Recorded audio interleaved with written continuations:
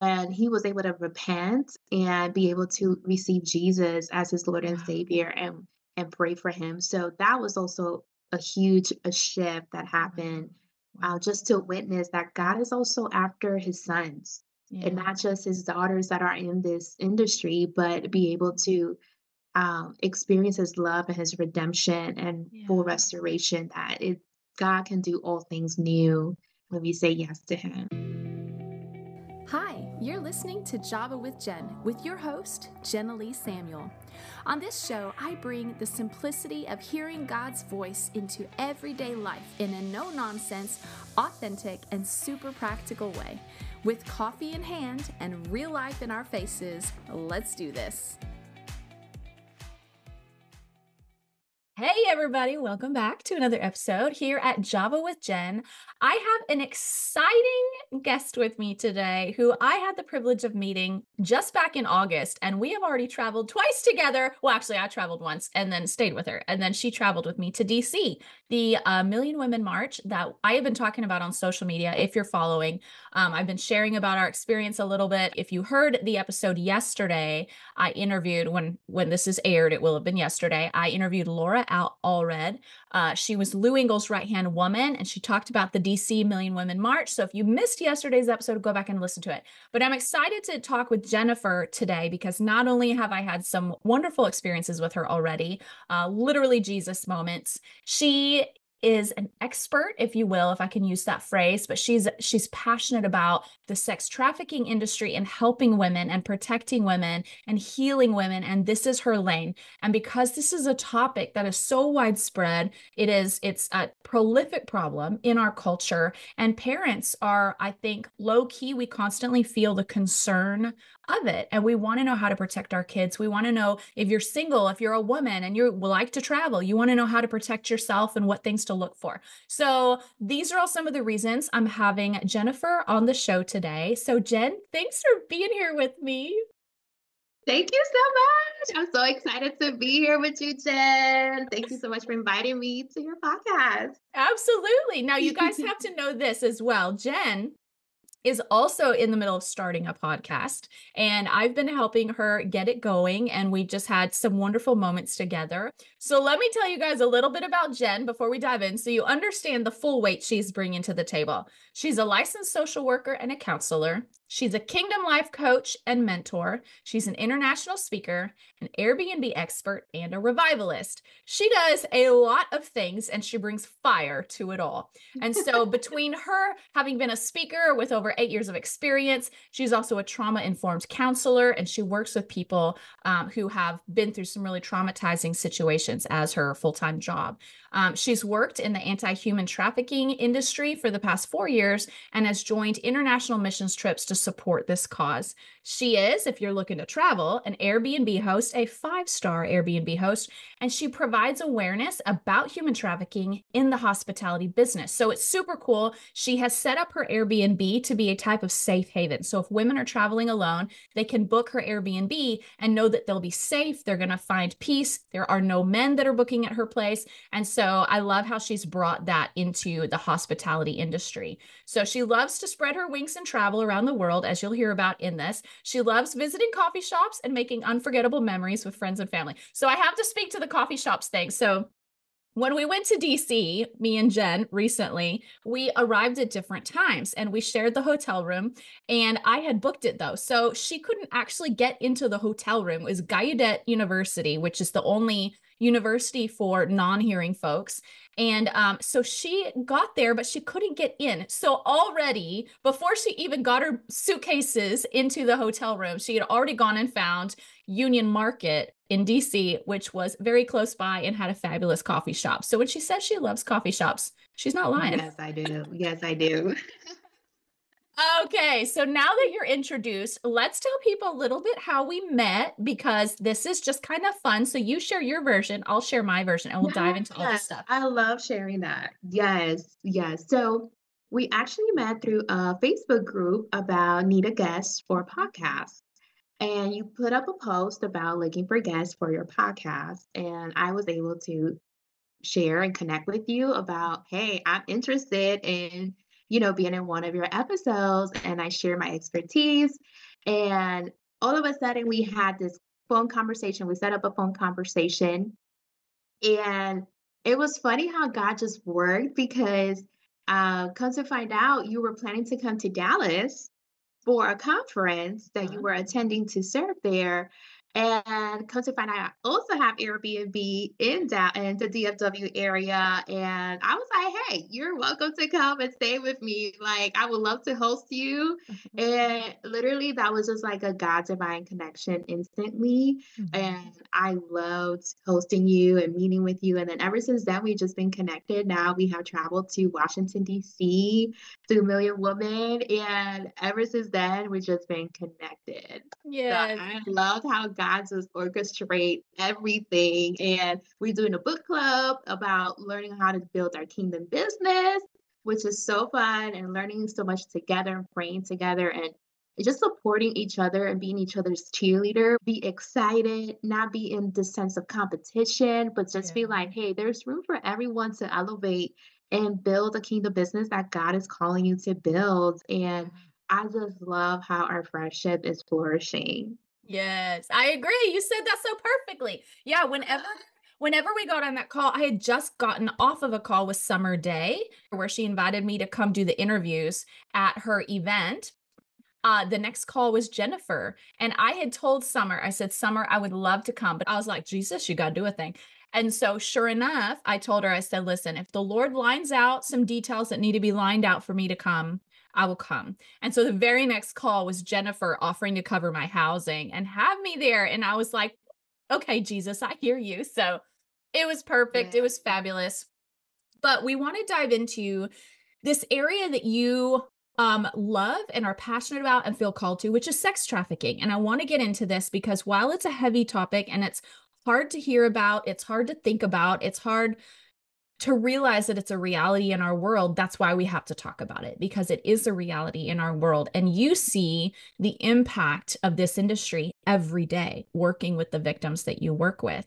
And so, give us a little glimpse. And I want to talk about Paris and I want to talk a little bit about DC, but give my listeners a little glimpse of what you maybe do with people on a daily basis, what your job looks like, and how sex trafficking is something that, like, how big of a problem is it? Is it something that is really around the corner like they say that it is? Or is it, just in big cities? Like, tell us a little bit of the backstory.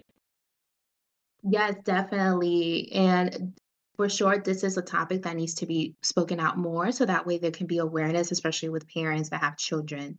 Mm, Sex trafficking is happening everywhere. It's literally happening. It can be behind in your backyard, or it can be someone that is working at Walmart, a cashier, or at Starbucks.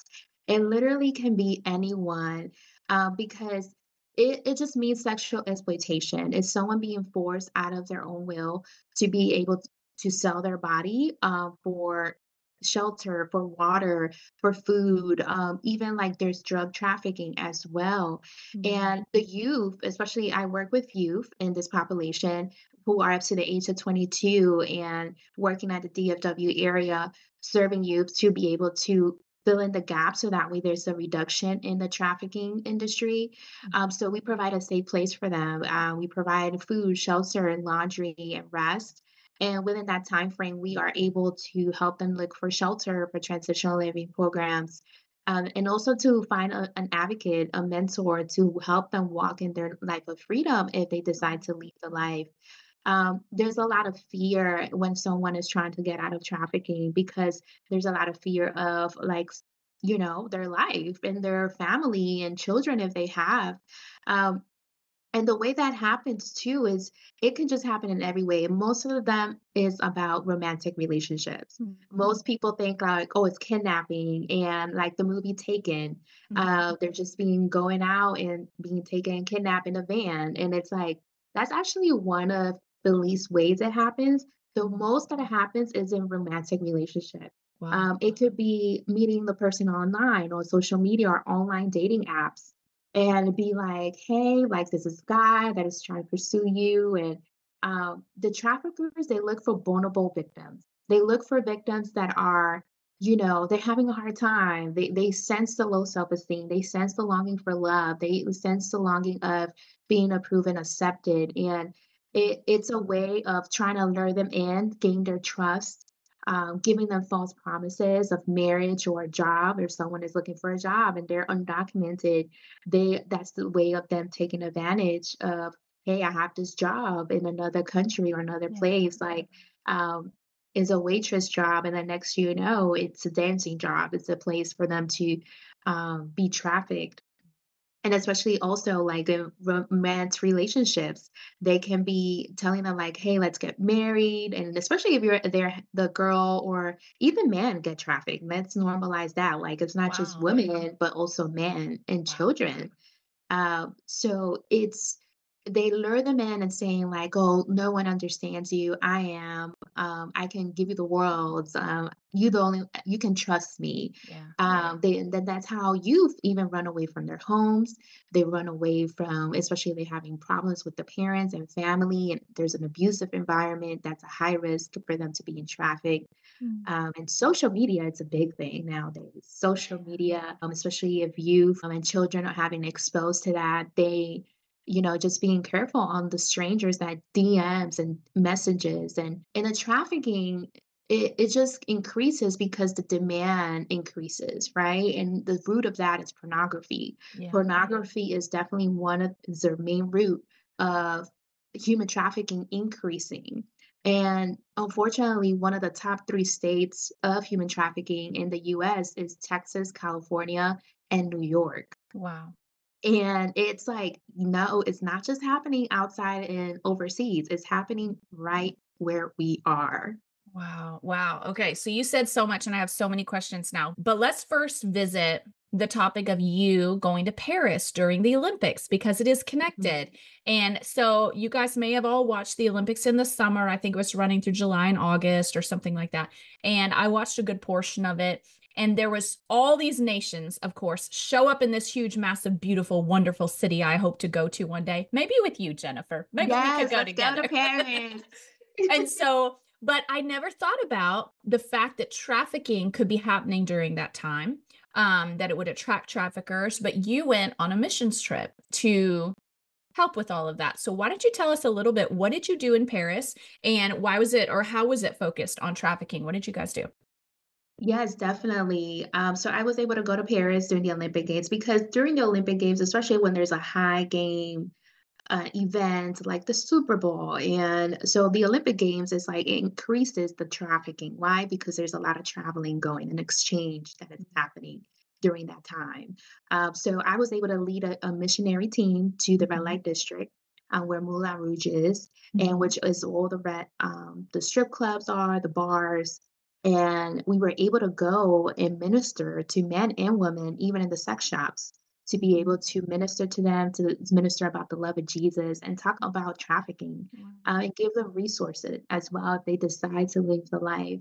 Um, so I was able to train a team. We were able to go on boots on the ground and be able to pray and intercede and be the Wow. light in the darkness.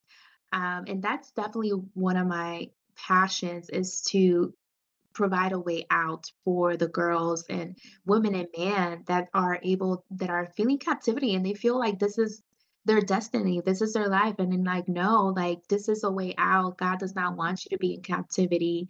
And of course we pray, we intercede for the Lord's covering. And it's amazing how God just gives us the grace to walk in those darkest places that probably Mhm. people don't really want to go, Yeah. because it feels intimidating. It feels like very like, oh, risk of meeting other traffickers or pimps, but there's always a covering when I go into this field. Mm. And so it was just life changing for me because it was my first time leading a missionary team. Oh, you um, led the trip? yes, it was Wow. like leading a team How big to was the reach. team? It was just me and 2 other missionaries. Oh, okay. So we were able to, like, come together and pray and really go and be Holy Spirit led, like, where God you Yeah. want us to go, which bar, which, Wow. strip club you want us to go into, and it will be, like, divine connections. Like, when I tell you there was salvations that were happening in the strip club, in the sex shop, like meeting people outside of the sex shop, and we were evangelizing and Wow. sharing the love of Jesus and people repenting, Wow. even like men repenting from Wow. infidelity with their wives, like, and it was just so rewarding to see, like, wow, God, like, we were just plowing the land, Wow. and God, you met us there. Okay, so share with us a story. What was one of your favorite encounters where the Lord just stepped in and someone's life was changed? Share a little story. Yes, like, when the time we went, during when we were doing the red light district outreach, the Lord led us to minister to men Really? more than women, and there was one man that actually approached us. And he started talking to us, and good thing one of my, missionary, she spoke French, so she was able to translate for us. Mm. And she was speaking to this man, and we were able to pray for him, and at first, he was not, like, open about Jesus, but as we continued to minister to him and she was able to minister to him, all of a sudden, there was a shift, and he was expressing how he was cheating on his wife Mm. while he was there, and he was able to repent and be able to receive Jesus as his Lord and Wow. Savior and pray for him. So that was also a huge a shift that Wow. happened, Wow. just to witness that God is also after his sons and Yeah. not just his daughters that are in this industry, but be able to experience his love and his redemption and full Yeah. restoration that it God can do all things new when we say yes to him. Yeah, that's so good. That's so good. Okay, so then talk to me. Let's go back to the idea of the sex trafficking, which obviously we could have a whole episode around the Olympics in Paris. I did watch it and I wanted to be there so badly, but it brings up a few questions for me about sex trafficking and what it looks like because you've even mentioned there's a number of ways that it happens, and I know from personal experience. I'll share two, and then maybe that can help steer some of the stuff we dive into. So one was one of my son's friend's sister. So this happened probably when she was maybe around 8th grade, freshman, and she was on Instagram regularly, just posting little pictures of her and her girlfriends and whatever. And she's a cute little girl. And then all I know is a number of months in, her parents had to call the FBI and all this kind of stuff because I guess there was a predator in her inbox who was like grooming her. But she was young, and so she was naive and didn't fully understand or grasp what was happening. So I don't know the details around the red flags that mom and dad caught on to, but I'm so grateful that they did. And so they got her off of the internet, they called the FBI, all this stuff. Another incident was my sister, who this happened in her 30s, maybe even close to 40. And she's single, lives in California. And she was getting gas one day at the gas station, and this guy had pulled up at another pump in an unmarked vehicle, red flag. And he comes over and he starts talking to her, and he was like, "Hey, why don't we meet up for dinner sometime?" And she was like, okay, somewhere public, and so she went ahead and met up with him. And over the course of dinner, he's asking her, he was like, "I'd love to bring you with me to this event." And he was like, "All you have to do is just like talk to people." And so he was essentially trying to bring her to I don't know what you would call it, but it sounded like a networking event where she becomes a conversationalist and then eventually is essentially paid to be a conversationalist with these men, like a companion. And as she could kind of hear what was happening, or what as it was kind of unfolding what he was describing, she was like, "Yeah, I don't think that's a good idea. No thanks." And he leans forward, and he kept being persistent. And then finally he was like, "No one says no to me." Like, he was very strong. And so that's when she started kind of panicking on the inside, and she was like, "I need to get out of here." And so I think she went to the bathroom and slipped out or did something. But anyways, he had her phone number. She'd given him her business card, which was dumb because then he had her phone number, her address, all this information. So she changed her number. She called the police, but the police didn't do anything about it because they were like, "Well, we can't do anything unless the law's been broken," which is dumb. It's like, by the time the law's broken, she's the victim. Like, what the Right, heck? right. And so talk to us about that, because between both of those, one is a young, vulnerable girl on social media. Another is a grown freaking woman, who is in the dating season of her life. And upon presentation, the situation he was inviting her into didn't sound totally awful. It sounded palatable. Maybe it kind of makes you go, really? People do that? Okay, that's weird. But for someone, if they were desperate, looking to make money, it would have sounded like a really great situation. And so talk about those, like, because and other maybe situations people might accidentally find themselves in. Yeah, those are two great examples of how traffickers lure their victims. Um, you can see from the young girl, she was on social media and the perpetrator was direct messaging her. Uh, that's something grooming her. So it's definitely a way of how traffickers lure their victims in social media. And that's also one of the ways they do that. Real It's real quick before we keep going, I just realized not everybody listening may understand the terms that we're using. Can you define grooming? I know I used that word, but can you define it? Yes, grooming for sure. So grooming is a process of, let's say you, the trafficker sees you as a victim and sees you, okay, I want to traffic you. I want to get you into my side. So what first is like they start a relationship. They start gaining your trust. They start buying you gifts, spoil you and treat you like a queen, like a princess, and um, say all the good things that you want to hear, right? And Yeah. pursue you and persuade you, and persuade you in a way that you will try and you will learn how to trust this person. You see this person like, wow, like I can trust him, I can tell him anything, and he just serves me good. Nobody understands me as he does.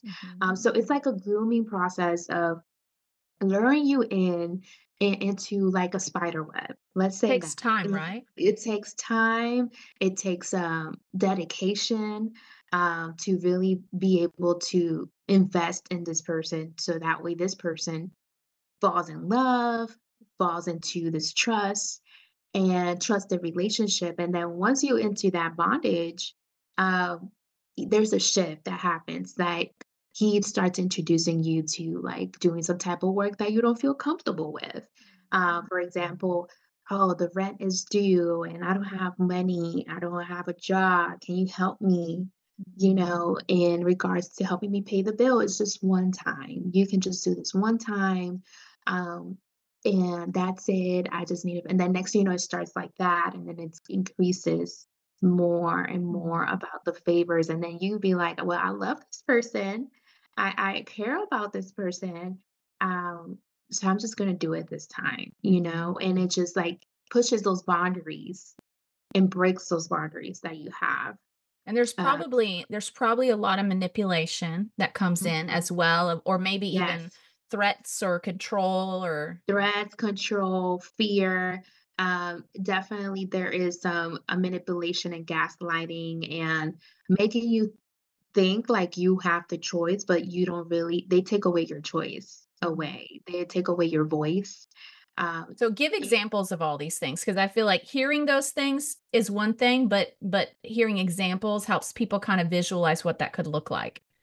yeah, definitely. So, for example, um, I can say stories of, let's say, a girl is on an online dating app and she meets this guy. He looks so good, cute, attractive, has all the qualities that this the woman likes. They go on dates, and then next thing you know, he's a very persuasive person. Starts sharing all these like, I want to get married, I want to go on have children, I'm ready for commitment, and all these things.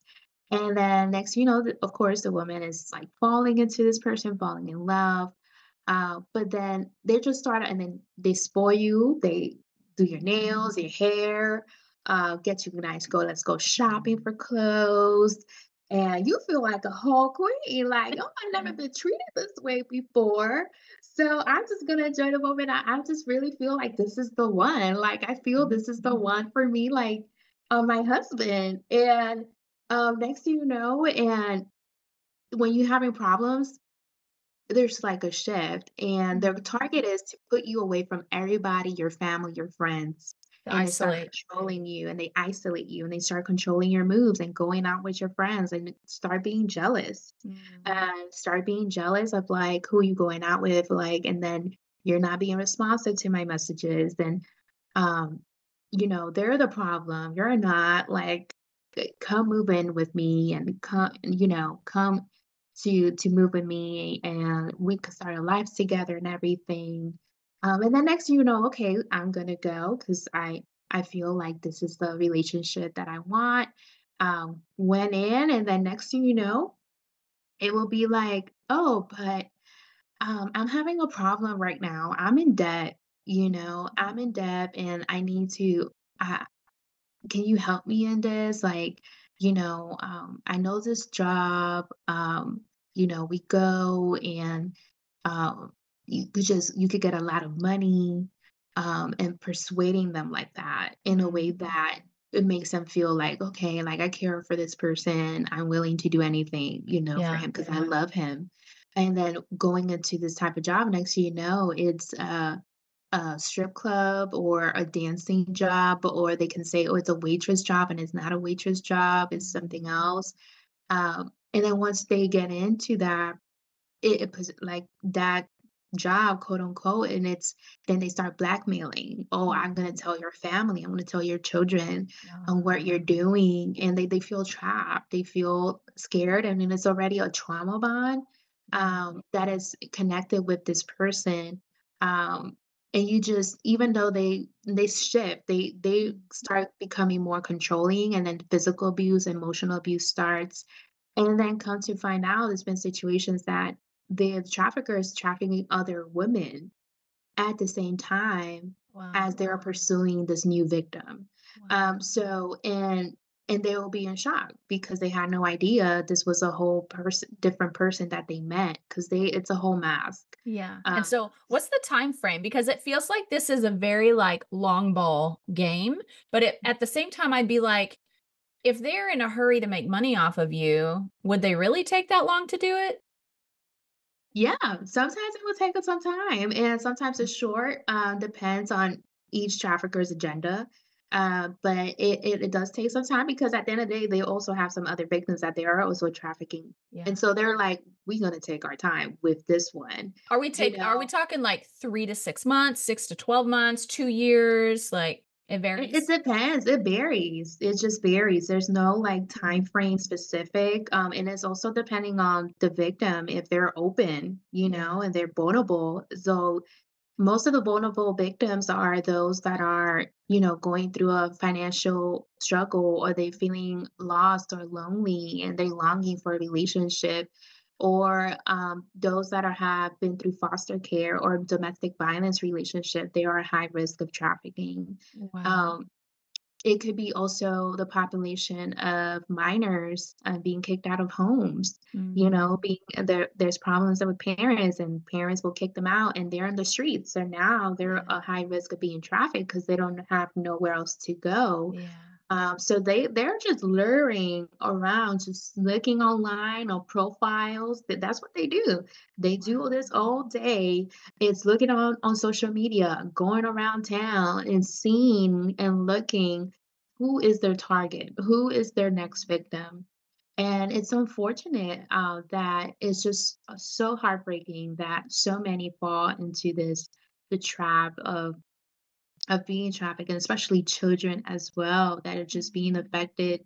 And that's why it's so important. And I encourage parents to always be on the watch on what their children or their teens are doing on social media and their iPads and their phones, Yeah. because literally everything is there. And I heard stories of children being exposed to pornography while they're on YouTube Kids, Yeah. and it's like, you will think YouTube Kids, it's like, okay, it's only content for, Mhm. like, kids, but it's like, no, it's just so sneaky Mhm. of how it just, it lures into, Yeah. targeting the children, to be exposed and to be groomed at an early age. Yeah. Yeah, one of my sons, was exposed to pornography when he was, I think, 8 years old, 8 or 10. and it was from YouTube, and it was heartbreaking. We found out accidentally after it'd been a couple months, and I think it was just he heard some phrases, or I think it was anime cartoons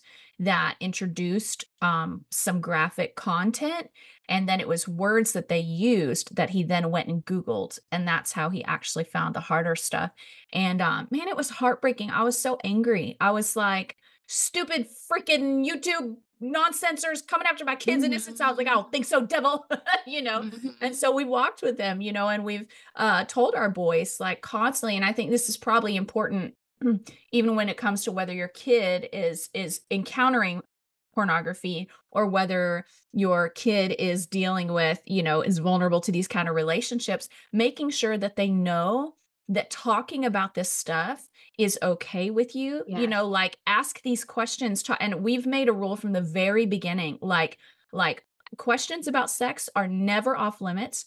Always Mhm. come to us, always ask, and we make sure that our reactions are not a reaction that would make them feel uncomfortable for asking. Like, we Right. always stay very chill, very calm, affirm the fact that they're asking, "Oh, that's a really good question, buddy. I'm glad you asked." Mhm. But we let them know this is a private kind of discussion. So you don't talk about these things with your friends. Just talk about them with me and dad, and we will talk with you very freely and openly if you ever have questions or whatever. But they need to know that it's not going to be off limits to talk to you, or that they won't be shamed for it, because that's Mhm. oftentimes what makes kids go and explore in other avenues, and I would think would make them more susceptible to trafficking, right? Right. Exactly, and I agree. Just having that safe space for your children to have those type of conversations that instead of learning Yeah. from school or learning from their friends, Mhm. they can first learn it in their homes. So Yeah. that way there won't be any confusion or they'll be at high risk of Yeah. being a victim of a perpetrator or a trafficker.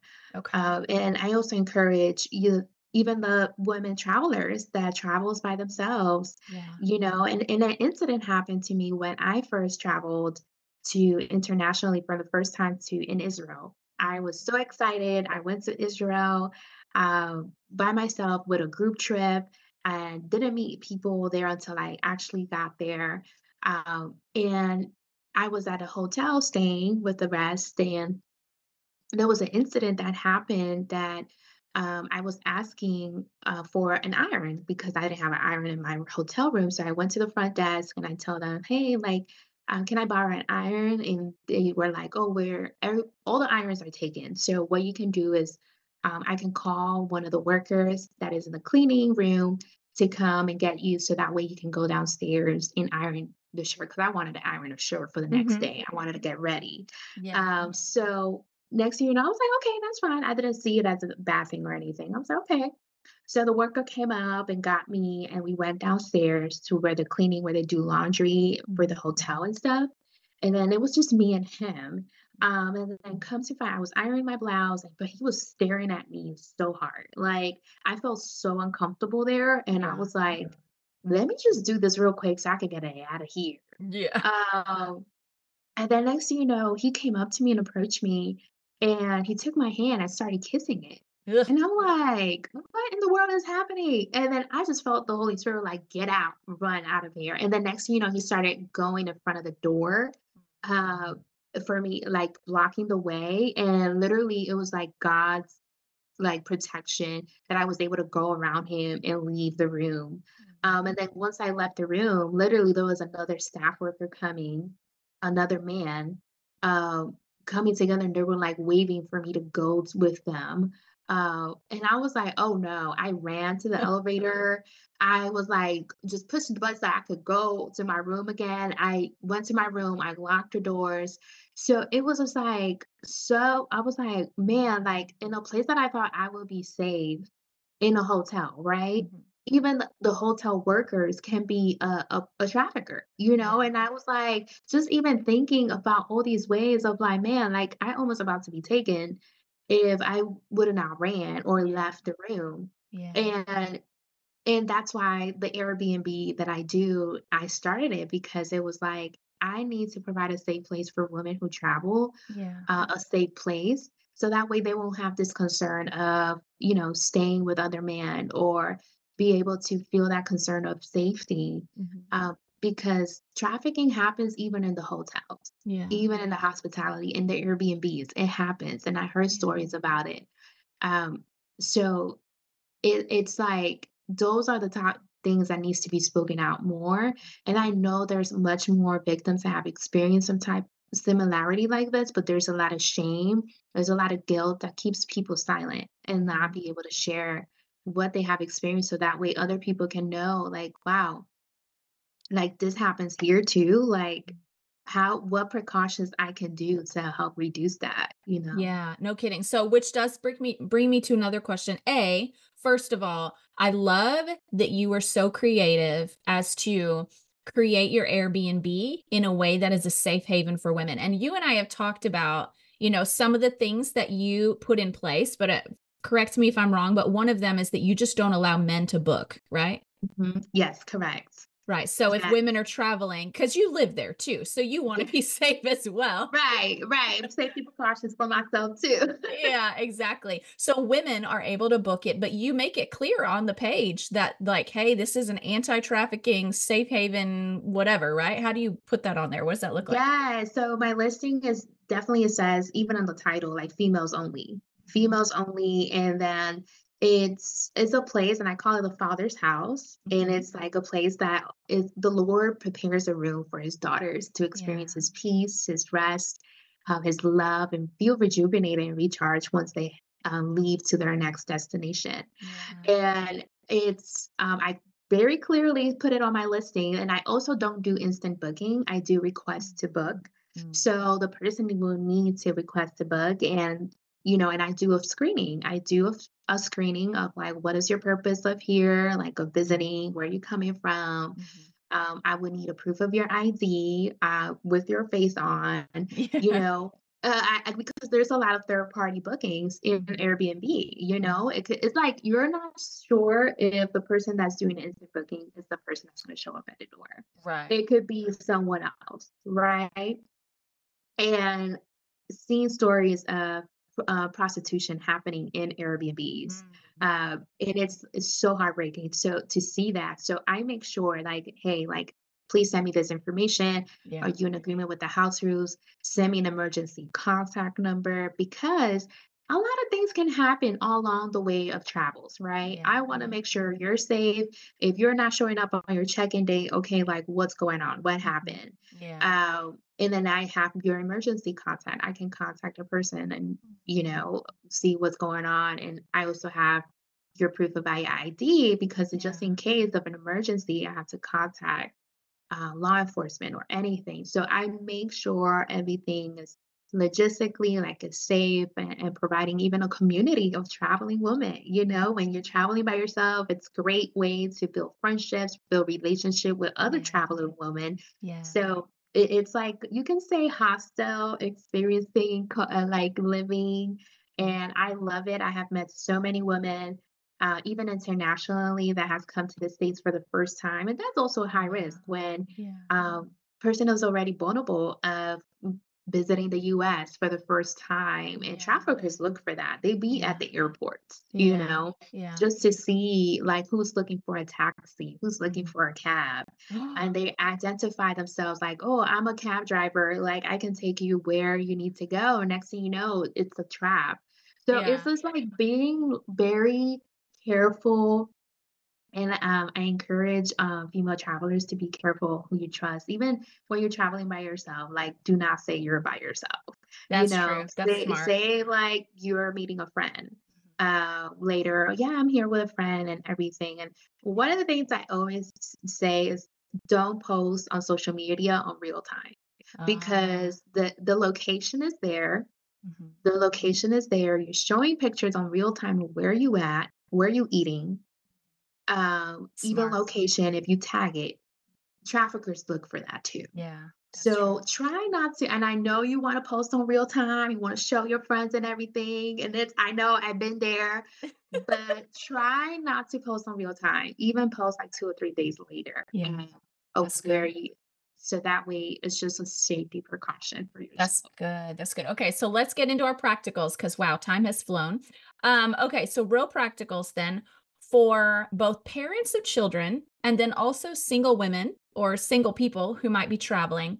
I was thinking of some apps that parents can use. There are a couple of apps that I know of. What are some apps that you recommend for parents who want to closely monitor what their children are doing? But of course, we're not alpha and omega. We're not all the places, all the ways, And so, what are some apps they can use that really help? Yes. So I recommend to give a time restriction on how long the child can be on the iPad or Mhm. phone. Uh, be Try to also monitor it. I know parents are busy doing their thing and work Yeah. and taking care of the home. But just having that time restriction is not just leave them there for hours. Right. Because I've seen that, like just to keep the child distracted while mom is cooking or while mom is doing some type of work or cleaning. And it's just like you don't know what is like, even like with the YouTube videos, it just keeps Yeah. rolling and there's Yeah. suggestions on the side that kind of like Mhm. creeps in. That's how my son got So it. Yeah. yeah, just making sure on that. And also social media, with Instagram and Facebook. Just of course, everybody has their own parents' beliefs about how soon they can be on social media and everything. But the farther out, the better. I just think that it's just Yeah. out of protection and out of love. And of course, teens will be like, well, why, mom, I can't have Instagram? But it's out of love, Yeah. out of protection. And especially if they see their other friends having Mhm. Instagram and social media and TikTok and having their own phone, you know? Yeah. And I know parents that they will be like, no, like, I could give you a flip phone if you Yes. want to contact me Mhm. for any emergency for now. And it's okay. And it's like at some Yeah. point, of course, they're going to be frustrated, but once they grow up, they're going to know like Mhm. mom was taking care of me, my parents Yeah. were taking care of me. Um, 100%. just doing that logistics and keeping tabs. And there's also ways to find out like internet search. What are their browse history? Mhm. Just to check on what websites they have been, checking if see like if they have been in the pornography websites and all that. Just making Yeah. sure to even look at the internet browser history Yeah. as well. Mhm. And just even start having those type of conversations Yeah. to your child right now about traffickers, because that's something Yeah. that needs to be spoken to them about. Yeah. What are the signs? Like, what happens if a stranger DMs you? Like, what are you going to do? Mhm. Uh, who to share your personal information to, like, not to share your personal information, like where Yeah. you live, like, don't, your address. So, Yeah. don't share those type of locations. And big one too, teens um, playing live stream on PlayStation and Xbox. That's a huge trafficking target there. That Wow. traffickers are there to lure teens Wow. because they speak to strangers on Mhm. the live streams, and that's another way of grooming that they Yeah. start. That's true. And so it's just being careful also with those live stream games that they do online or in PlayStation or in game systems. Yeah. Yeah. And for women who are being Hold on, yes. I wanna mention though, for anyone who's looking for an app that will actually help, filter what's happening on their phone, there's an app called Bark, where if you install Bark, and I know this because I have friends that have used it, and I'm not sure if we've used it or not, but Bark is one that you can install, and it will scan their text messages, their social media content, websites. It scans all content that comes through their phone, and it will send a screenshot. It'll, if it detects something that speaks of suicide or seems like bullying or is sexual in nature or anything, it'll send a screenshot. It'll take a screenshot and send it right to the parent. So even if the child deletes it from their phone, you still have a screenshot of it. And so Bark is super, super good, especially for parents of daughters, but really for anyone, any kind of children, because they're all vulnerable. And then another one that we've used for our boys with like keeping off nasty content is it's called Covenant Eyes.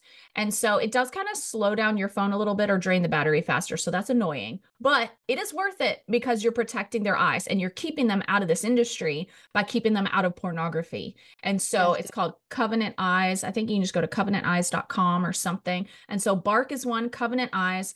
And then when it also comes to knowing your neighborhood and knowing who lives around you, there's also a Mhm. website called neighborhoodwatchdog.com or .org, but you can just search it, Neighborhood Watchdog. And it's a map of all of these sexual predators that have been, like, they have that label on them from having gone through the court system.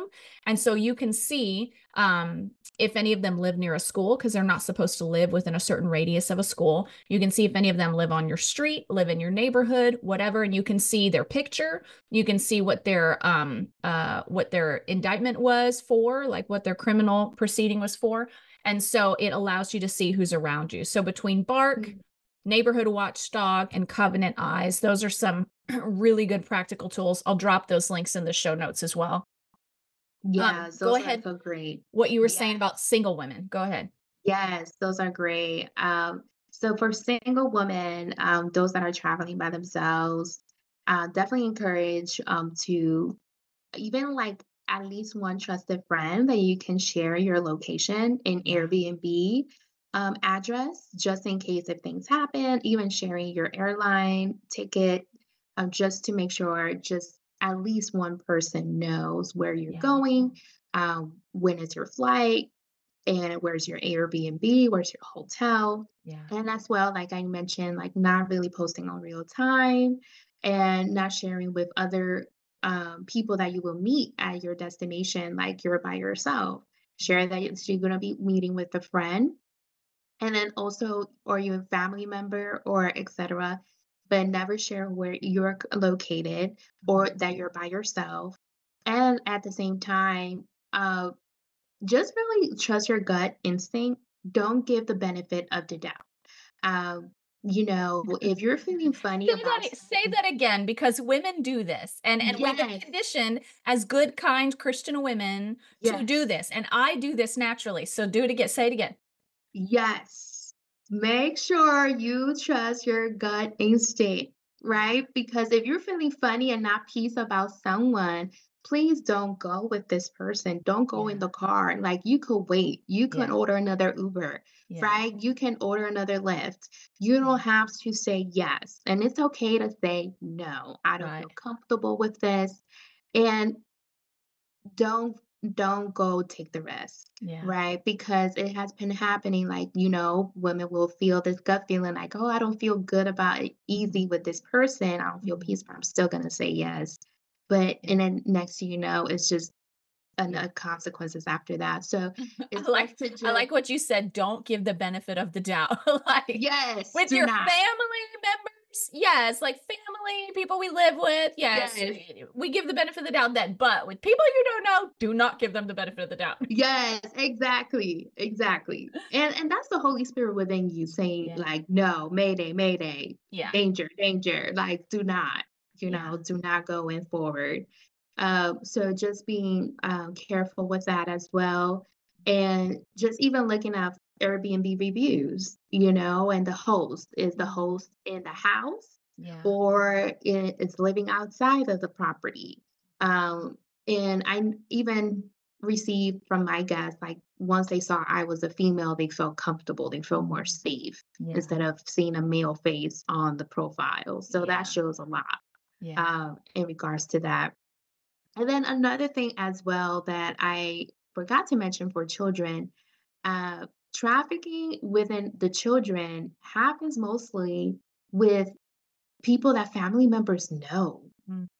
friends, and it's like something to keep in mind as well. Like you can meet, there's a family friend that you Yeah. trust, and it's like, wow, like I can leave my kid with this person to babysit, but you really don't know what are their intentions about that. Yeah. And that mostly also trafficking happens like that most of the time is because a family member knows this person, and Yeah. this person took advantage of the Mhm. child Yeah. while they were away or babysitting. And so it's just being mindful about that as well. Yeah. And With We the single always women? We Yeah. always ask our kids whenever they're gonna go stay the night somewhere, we always oftentimes we'll text the parent and we'll say, "Hey, if Ben's gonna come stay the night, can you just let me know, are there any other adults that are gonna be there? Is it just your family and your children?" And then we let them know, if there's anyone else staying the night or any other adults, they're gonna be coming over, we'll pass on the sleepover. So we kinda let other parents know what our parameters are, because I have heard of so many friends who were molested by so and so's bigger brother's best friend, or the uncle's roommate, or you know what I mean? Like just someone that came over or stayed the night and they weren't even part of the family, but they were a trusted part of the family's community. Yeah, that's a good point. Definitely, that's something to be aware and have your boundaries. Yeah. Like you set your boundaries, like, hey, if there's someone else in the home, I'm not going to allow my son to sleep over, Yeah. Yeah. and that's a great way just to prevent that.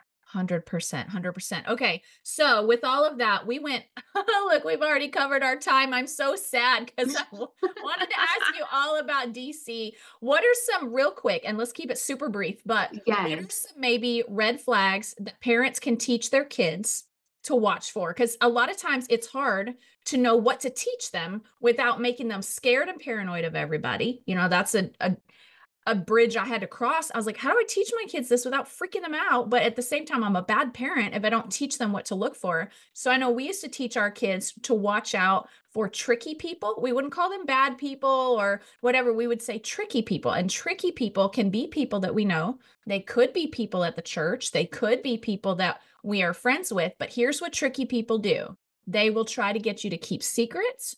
They'll try to Hmm. get you to not tell your mom and dad something, or they'll ask you for help. Adults don't need to ask children for help. So there was a couple little guidelines we would teach them that would help them understand if someone's violating that. Oh, this is a tricky person. I just need to stay away. So what are maybe Yeah. some other little red flags we could teach our kids to watch for? Yeah, that's really good points that you mentioned. Another point is if the person tries to touch their private parts, Mm, and that's something to even just go there. Like, don't be afraid to have these conversations yeah. with your child. Like, hey, if anyone tries to even touch you in your private part, like, please, like, you say no and you please tell me. Like, Yeah. there's no shame on that, there's no guilt on that. Yeah. And Or then even there's at a lot. all. Like if someone's Yeah. trying to touch you, even just a hug, sometimes with some Yes. people you'll be uncomfortable. I used to always tell my kids, I would never force my child to hug someone to be Mhm. sweet. Never. I would say, "Nope, if you're not comfortable hugging them, that's okay. You don't have to touch them at all. And if you're uncomfortable, just don't let it happen. Like tell them no, thank Right, you." But yeah. right. Say no, thank you. And because children can be afraid of telling mom and dad, like, hey, this person tried to do that because they have this fear of, are they going to believe me? Are Mm, they going to believe yeah. me because they already trust this person so much Yeah. that if I say something, are they really going to think I'm lying? And unfortunate, there has been situation that children have did an outcry and was not believed Yeah. in what they were saying. And it's like just even those little tactics of like having those conversations of, you know, your private area, please, if anyone tries, like, no, Yeah. absolutely not. Okay, that's good. Okay, so let us know. Now, you obviously do a lot of things. People might want to connect with you online. We didn't even talk about the mentorship that you do for people. I mean, like you do so many things. We could have had 3 episodes here. But give us Okay, just good. a brief rundown. If people want to connect with you, what are some of the services that you offer or some of the resources that you have that people can connect with? Yes, definitely. So I'm a Kingdom Life coach working with single women to help break unhealthy toxic relationship cycles and prepare for their kingdom marriage. So if you want to connect with me, definitely you can shoot me an email for a free consultation call. And I also provided the links for the Airbnb listings. So if you want to visit the DFW area and stay at my Airbnb, I would love to host you as well. And I'm in the process, like Jen said in the beginning, of starting on my podcast. So, and stay tuned for that. And you can sign up on my email. And I have a free ebook for Kingdom Woman Guide for 8 Steps to Embrace Your Single Season. to combat loneliness and embrace your season of singleness. So you can also download that for free and stay connected with me from there. And you had also mentioned like a free hour of coaching or something, a free coaching thing? Yes, free coaching session. So feel free as well to schedule that in the website on the link. Schedule a call for me with me and see from there and how we can work together.